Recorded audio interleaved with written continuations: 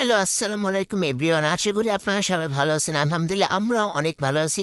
আজকে রাত ৩টের সময় হঠাৎ করে আমাদের খুব খিদে লাগছিল। তখন আমরা বাসায় কিছুই ছিল না, চিংড়ি মাছ ছিল না। এর জন্য আম্মু সরিষা দিয়ে ঢেঁড়স রান্না করে দিছে। তো ঢেঁড়সটা আমি ১ম এ ধুইয়া ভালো করে কাইটে নিলাম, একটু উপরে কেচে নিলাম। তারপর চুলাতে কড়াই দিয়ে কড়াইতে তেলটা যখন গরম হয়ে যাবে তখন তার ভিতর পেঁয়াজ কুচি দিয়া ভালো মতো লাইটে চেড়ে নিতে হবে। একটু বাদামি কালার হওয়া পর্যন্ত অপেক্ষা করতে হবে। পেস্টটা যখন বাদামি কালার হয়ে আসবে তখন বাইকে রাখা সরিষাটা তার ভিতর দিয়ে দেবেন। দিয়ে তারপর পেস্টটা আর সরিষাটা ভালো মতো সুন্দর করে লাইটে চেড়ে মিক্স করে একটু ভাজা ভাজা ভাজা করে নেবেন।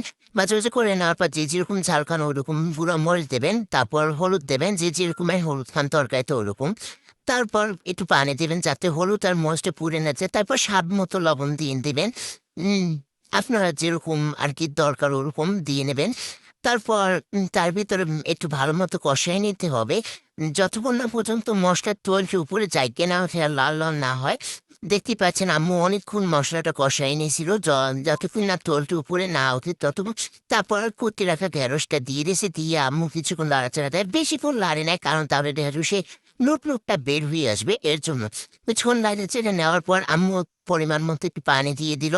পানিতে দিয়ে একটু লাড়াচাড়া করে তারপর আম্মু হড়া দিয়ে ঢাইকে দিল। কিছুক্ষণ পর্যন্ত হড়াটা দিয়ে ঢাইকে রাখার পর যখন হড়াটা উঠেলাম দেখতেই পাচ্ছেন ঢেঁড়সটা অনেক সুন্দর করে ভাজা ভাজা করে হয়ে গেল। তারপর গরম গরম ভাতের সাথে আলু ভর্তা আর গরম গরম ঢেঁড়স রান্না দিয়ে খুব মজা করে ভাত খেলাম। আসলে টেস্টটা অনেক মজা ছিল। আপনারা ট্রাই করতে পারেন। আর অবশ্যই আপনার ডিমা আপার পেজটা ফলো দিয়ে পাশে থাকবেন। আল্লাহ হাফেজ।